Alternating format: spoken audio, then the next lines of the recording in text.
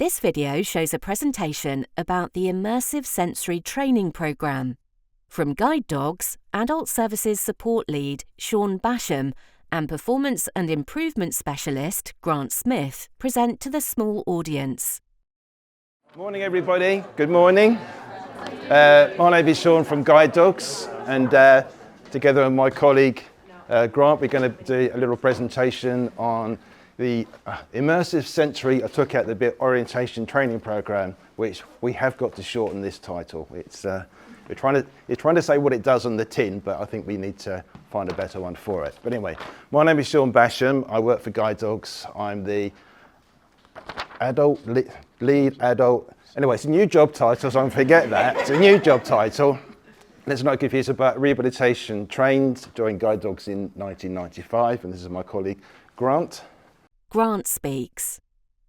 Hi, yeah, Grant Smith. I also have a new job title that I won't recite, but yeah, qualified rehab worker and dual qualified rehabilitation specialist as well.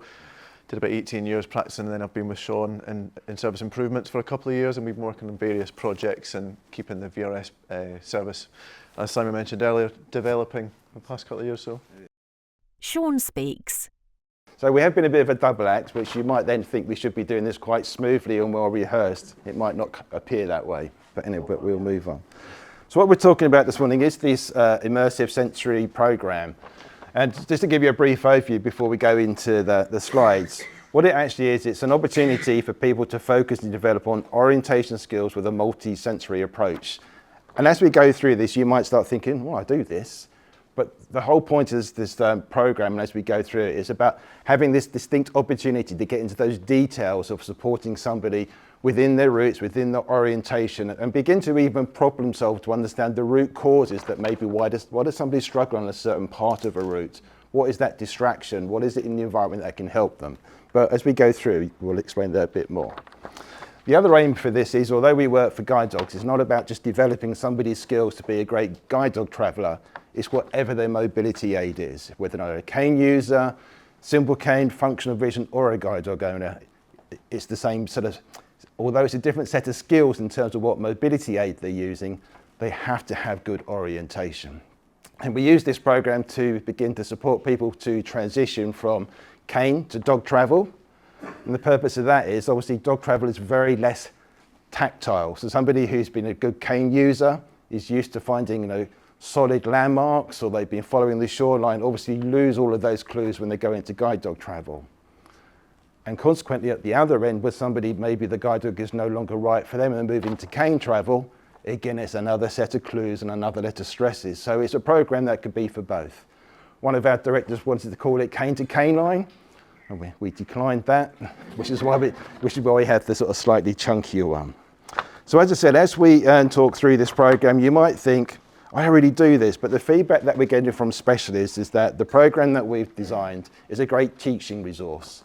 It's a resource that if somebody is really struggling in a certain area of orientation, they can go through this resource to find out teaching techniques and strategies to support somebody. It can be used to understand the root cause why somebody is struggling in orientation on certain areas of an environment and why this is affecting their orientation. It can also be used as a bit of refresher sometimes. It's been a long time since I qualified as a rehab worker. It's probably been a few years since I practiced because of different roles. So sometimes it's good just to go back to the basics and the refresher and say, hang on, how is that person standing? And linking into the previous presentation from posture and foot positions and all of that. And sometimes it's about just taking a step back.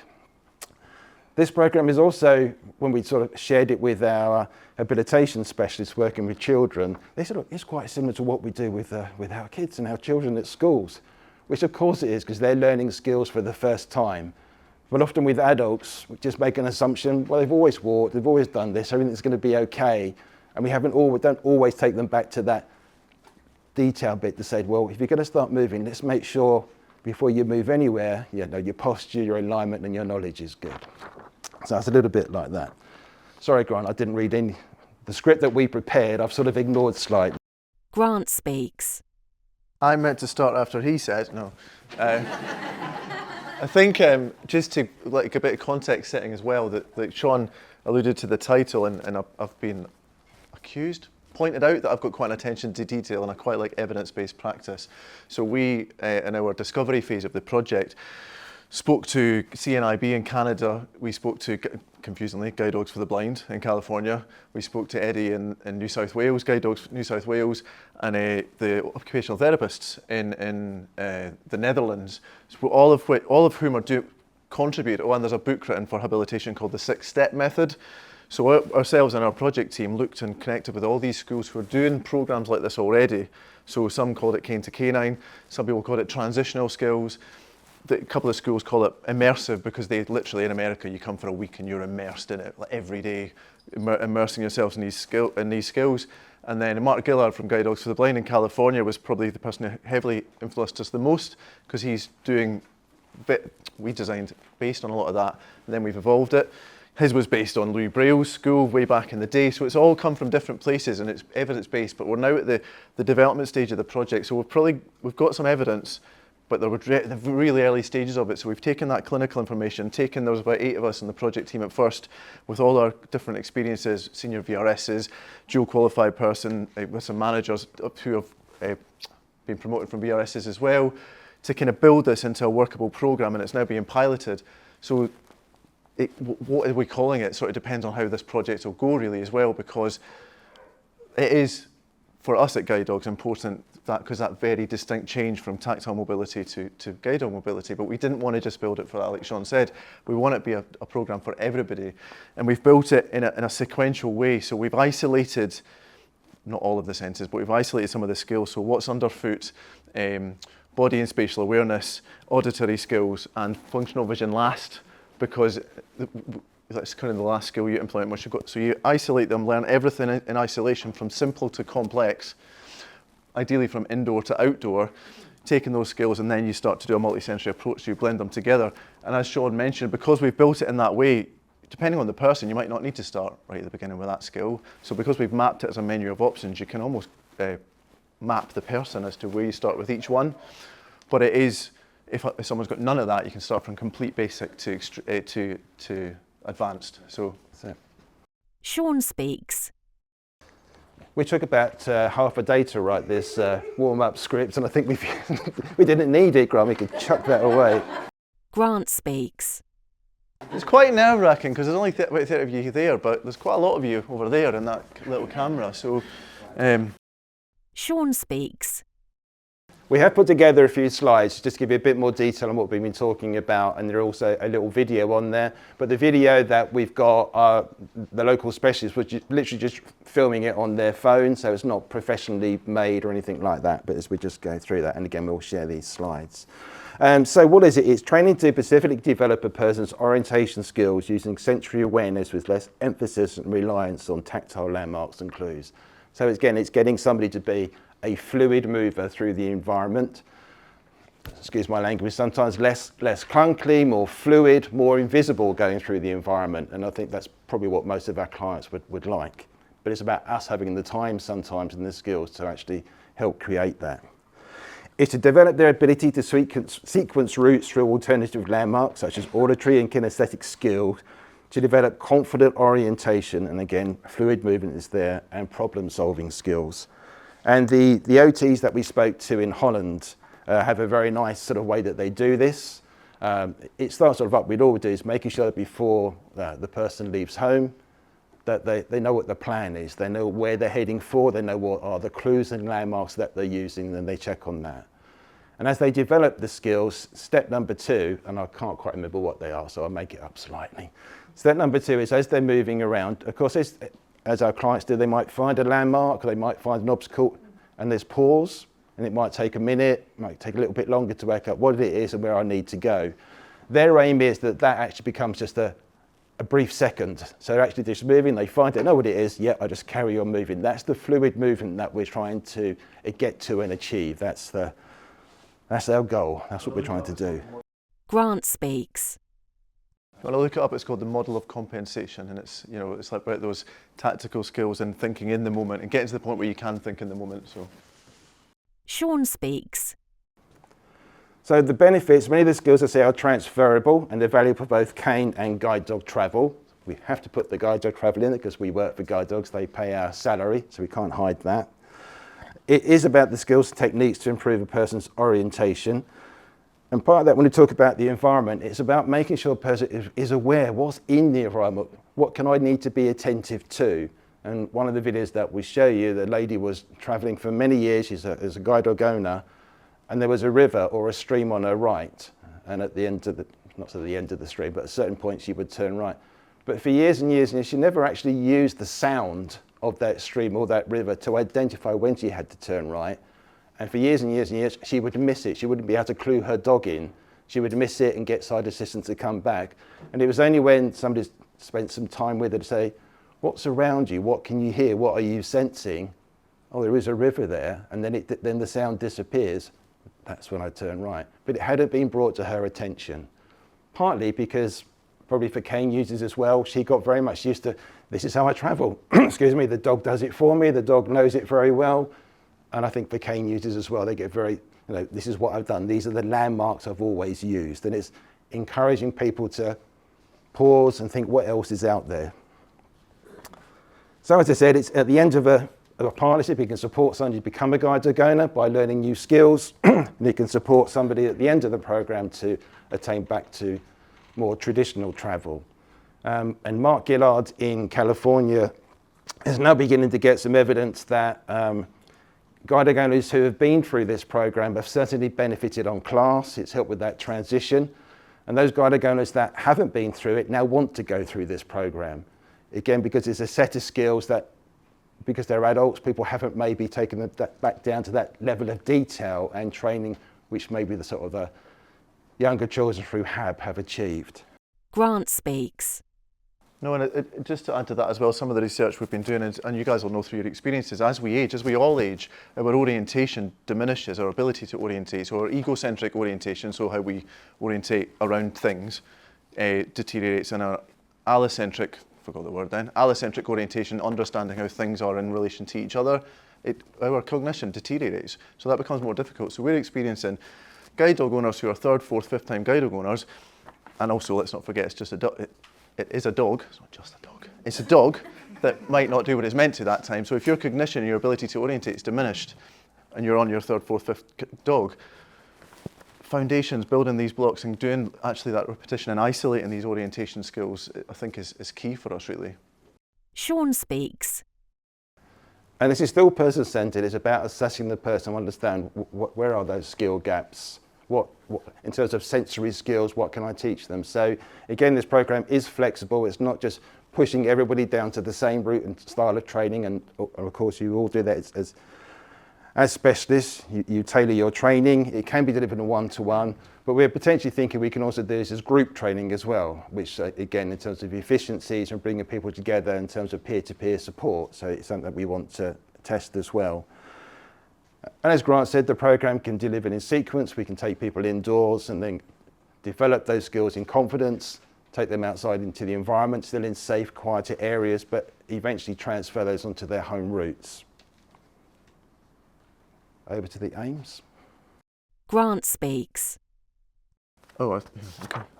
Excuse me a minute. That's okay. Excuse me, because of my low vision as well, guys, this might take a minute, but much like the guys from Blind Vet said, because it's been recorded and for accessibility purposes, we've got to read out what's on the slide, so just bear with me a minute. So the aims are to combine and develop sensory skills to increase the person's confidence and ability to know where they are, to develop confidence in centre pavement and fluid travel, develop an understanding of how to use auditory information like traffic sounds and flow to remain orientated, develop the ability to estimate the distance walked relative to the time travelled, time taken, recognising and preventing veering and the reasons for it. For example, posture, what's underfoot, and how environmental distractions can impact.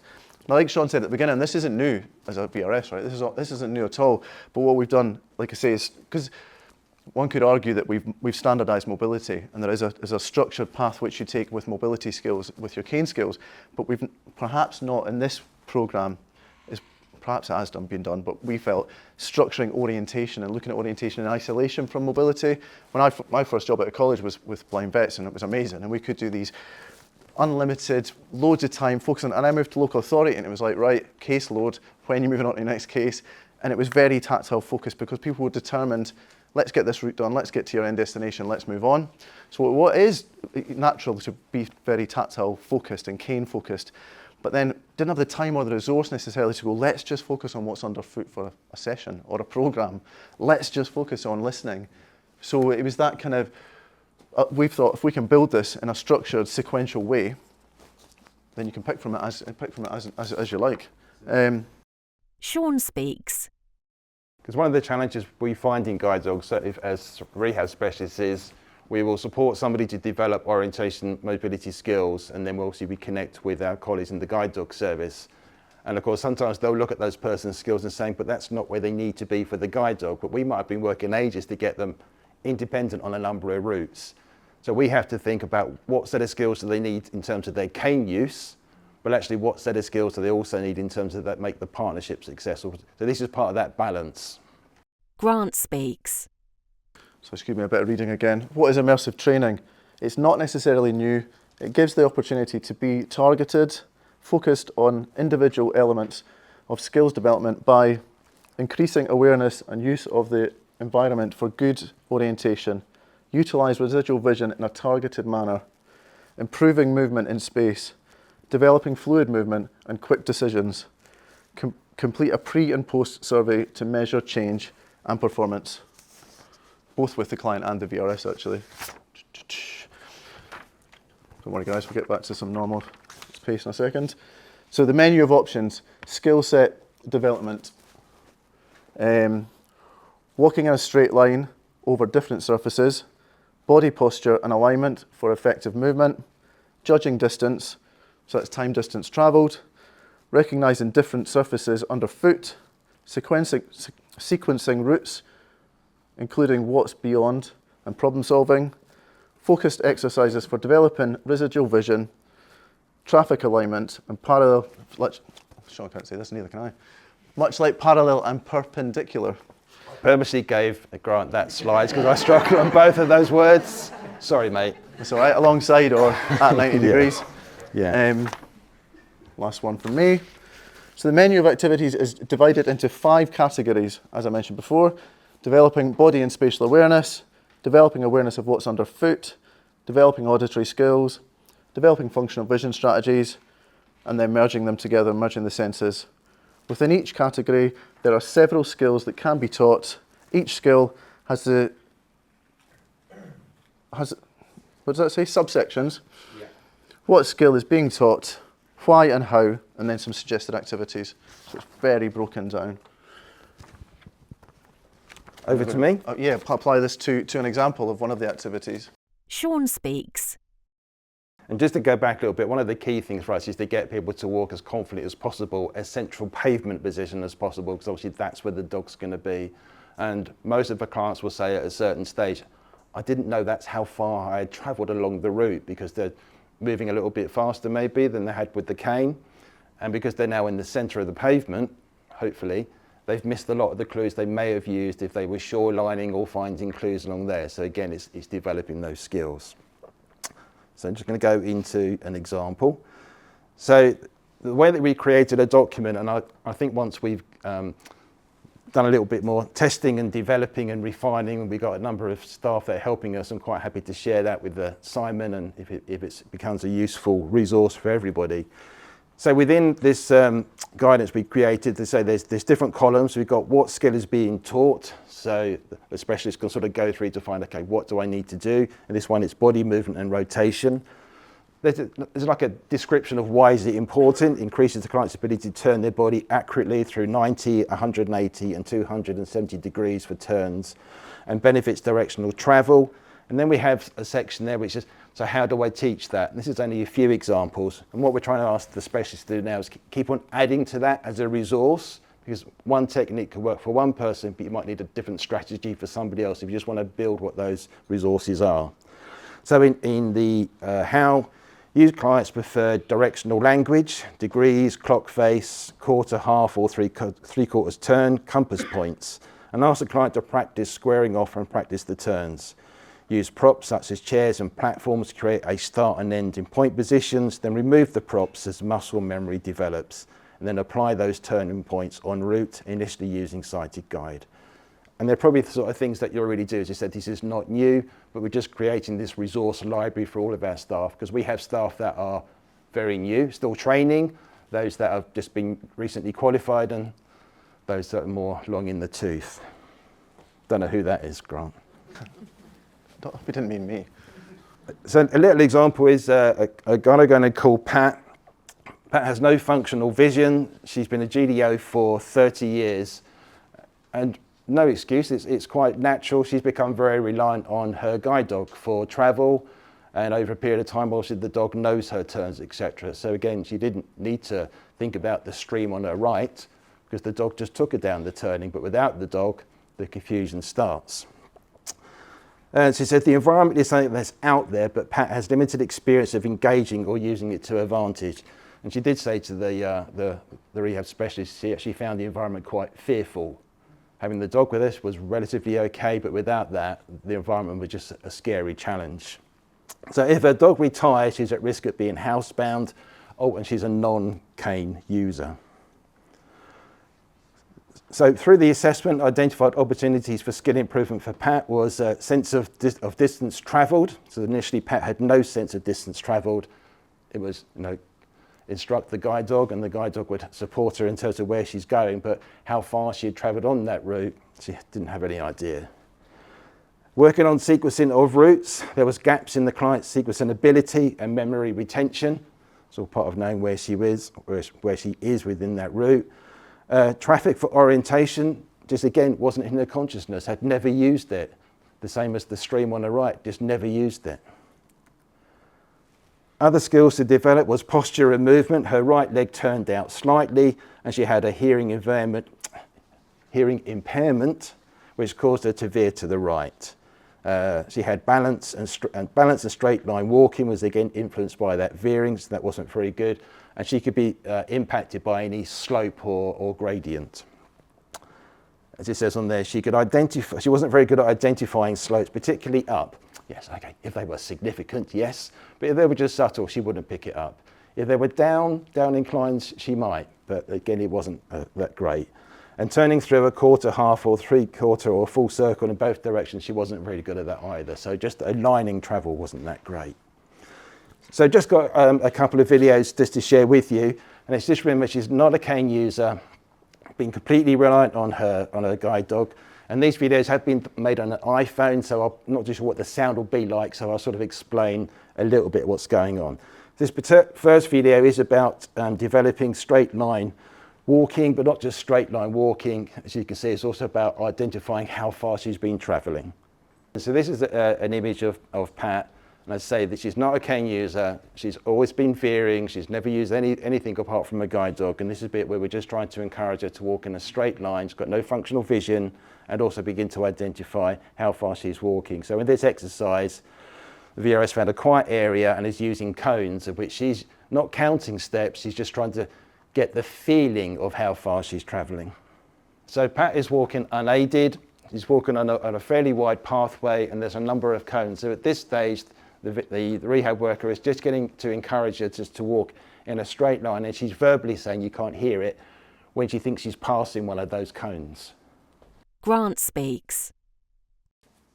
I think as well, because we talked about those returning guide dog owners, and actually the reality is you may well be waiting a long time for your next dog, but as we still encourage people to keep up their orientation mobility skills, even though you've got a dog, not everybody does, but then actually to understand and learn again what your own pace is without a dog and without a sighted guide.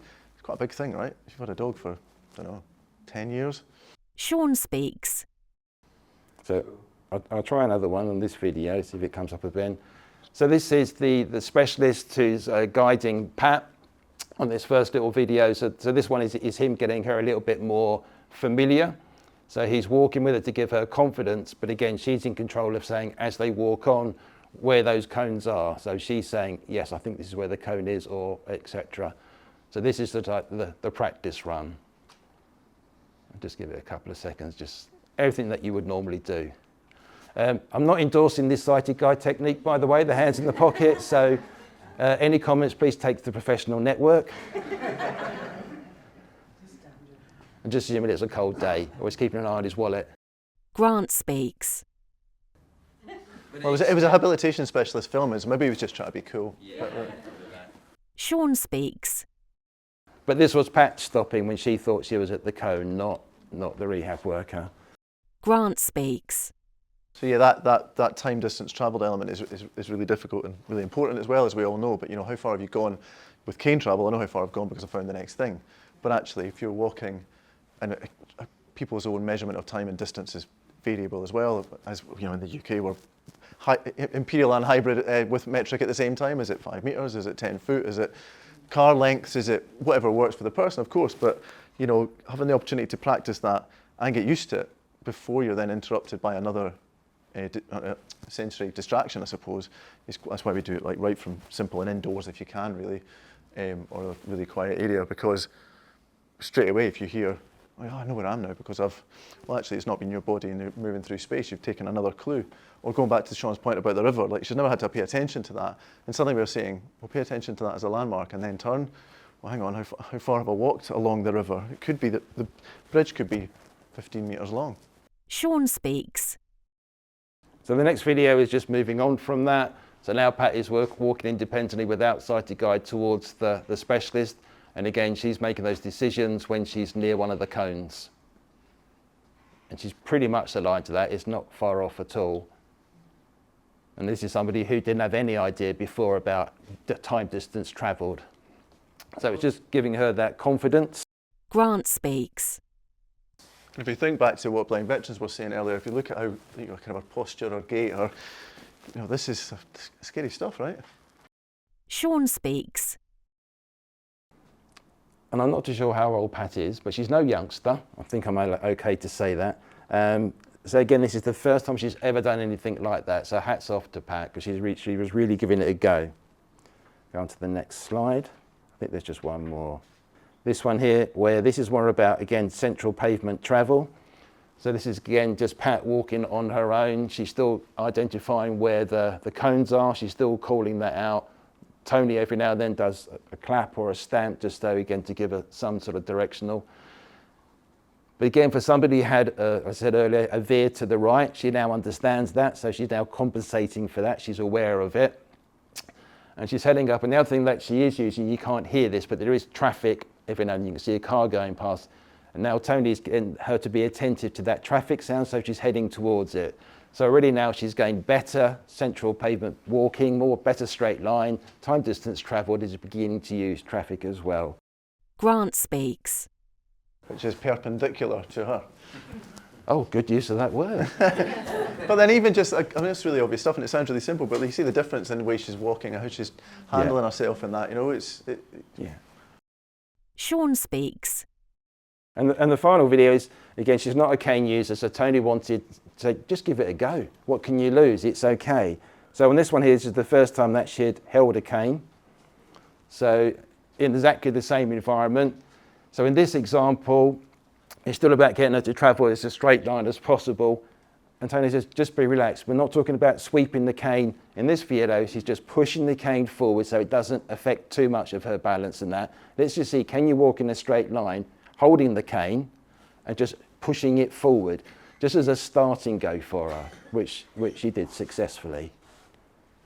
Okay, so what are the learning outcomes for Pat and what we've been doing with her?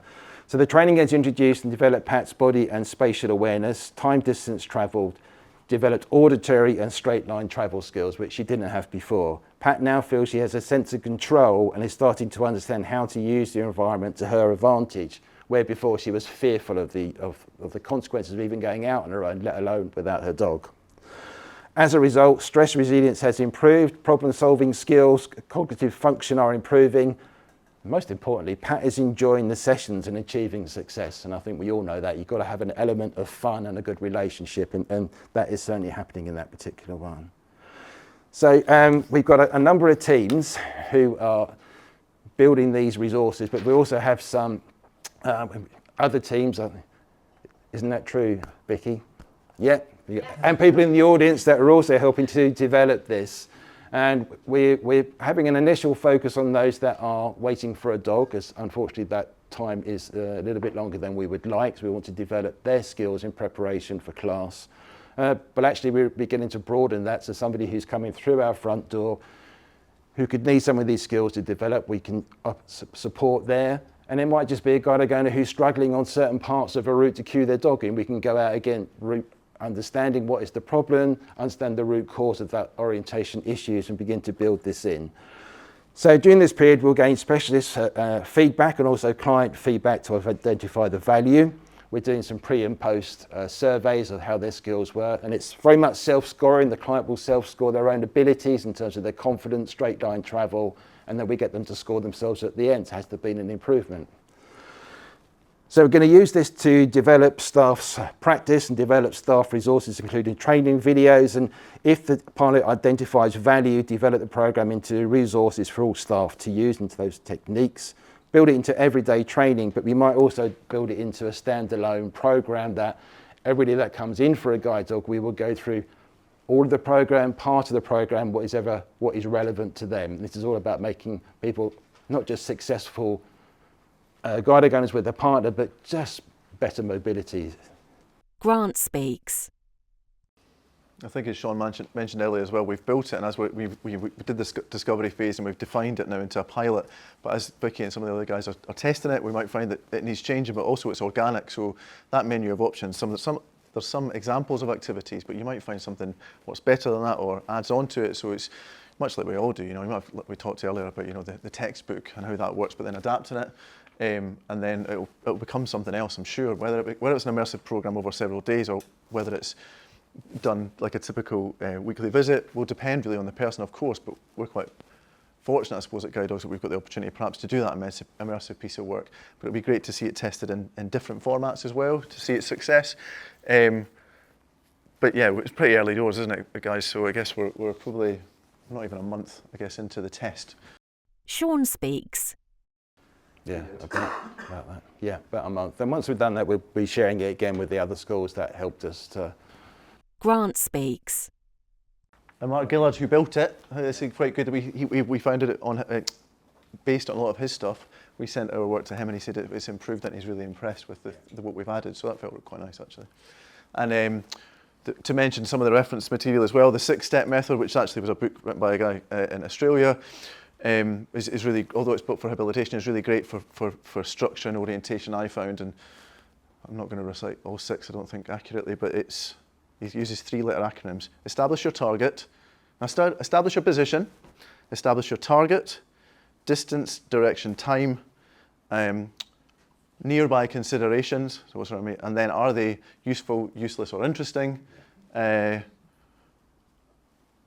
then say your route. Was that 6? Say your route. So say it as you verbalise it as you're going, so that you're walking and talking. Yeah. Thank you, Grant. You think we rehearsed that? Attention to detail. But then, like Shaun talked about the guys from Holland, which we connected with, and that was really interesting because of that overlap earlier. The guys were talking from blind vets, and then just all the other schools who have all worked in isolation but done very similar things. So I know we talked quite a focus around between guide dog mobility and kind of long cane mobility, but like Shaun says, we're hoping that that's transferable. But I'd love to hear from people, because it isn't new. None of these skills are new, right? But structuring orientation like we have mobility, I think, is quite exciting. And isolating that and taking the time just to do one sense at a time. Simon Lebet joins the conversation. My reflection, Grant, is that when we go and we train, a lot of the time is spent focusing on cane technique. Yeah. And you kind of know all this stuff. Anyone who's gone through the course recently, this is very familiar, but it drops off as you focus more and more on canes. Yeah. The occasional landmark, the occasional landmark built into it. Yeah. And we're very short on time. Becky, quick question. An audience member asks a question. I think that anybody that has done that, the whole sound shadows, the listening for traffic, being aware of what's around, so that you know if you go the wrong route, you've picked that up, not because the cane's telling you, because other things are letting you know. That whole orientation is key to be able to use the cane and know where you're going. That's good practice, yes. But do you spend time isolating those things like this is isolated? I think that's the difference. But you don't just spend an hour or whatever, but in any Cambridge time we're doing, that's where are you? How do you know you're there? What's that sound? What's there? Are you picking up? Let us know what you're doing. When you stop now, why you stopped? What's happened? Well, where are you when you stop now? Why do you know that one? And that's all part of what we're doing. And if we're not, I think that's been missed. I think yes, focus where there's weakness and have bits to do that. But just the idea that it wasn't. Yeah, and if people have just been focusing on Cain, then there's a real lack of what's going on. Simon Lebet speaks. That's the point. I think this is bringing it out, and I suspect there will be what you describe as good practice. That's absolutely right. Shaun speaks. And a good example of that is we've got one client when the specialist thought that they have a veer, I can't remember, veer to the right or the left, I think you might remember. But it'd be just through practice with the cane or the dog, they just continue, but it was always there. And it was only when they started to focus on that particular area, the root cause of it, it was sound distraction. So it could be traffic, so they couldn't, if they heard traffic, they'd end up moving towards it. If they heard a noise over here, they'd move towards it. So we're actually asking them to listen to do yeah, but it took a specialist to sort of, hey, hang on, let's get to the root cause of it to say what's causing this fear. And it turned out, because they found out when they began to talk to them, oh, hang on, you're moving across. So it's sound distraction. So this was about, as I say, just focusing on, okay, what's causing the problem at this particular bit. Grant speaks. I suppose to your point as well, like with orientation, absolutely, when you're navigating, well, where are you? How do you know you've gone wrong? What point are we at? Because I can hear the traffic, or I can hear the shops, or I can smell Costa or whatever. But to develop those skills, to develop sound shadows, let's just work on that, indoors to outdoors, get better at using them. An audience member adds to the discussion. I love the idea that you can focus on those bits, but it was just the way it came across was almost like, well, you've talked about them, but you don't really do them because you're on the cane.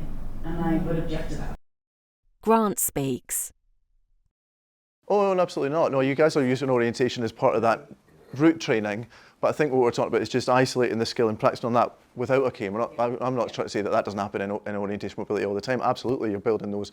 But for people that go like, what's the auditory figure ground discrimination? So using that, like you're in a busy environment and focusing on one noise, whether it be boots or whatever, and isolating that noise and working on travelling to that, or in a classroom or a hallway, and focusing on one sound above all the others and just focusing on getting better on that skill so that you can then take it back into your cane training and go, I practiced that and now it's become an integral part of what you were doing before. So just not only are you doing your cane training and orientation mobility and using those clues and landmarks throughout your day, well, let's practice getting better at that one thing. An audience member asks a question. Can I just ask why Pat in the film had an extremely long cane? Shaun speaks. Yeah, it was just the first. I just wanted to feel something that she can sort of point out in front of her. Gave us the preview, but I wasn't the specialist there, so really sorry I can't answer that one. You weren't teaching her cane, no, just letting her try what it was like in her hand. Just by introducing something else, she's still able to hold a relatively straight line. Now she's holding something rather than having two free hands. It was just that experiment. Simon Lebet speaks. Can I just thank you both for a really, really interesting session, and we really would like to know what comes out of it and the kind of formalisation of it that Vicky was alluding to there. Yeah, no, our pleasure. So just a word of thanks. The Rehabilitation Workers Professional Network logo appears on screen.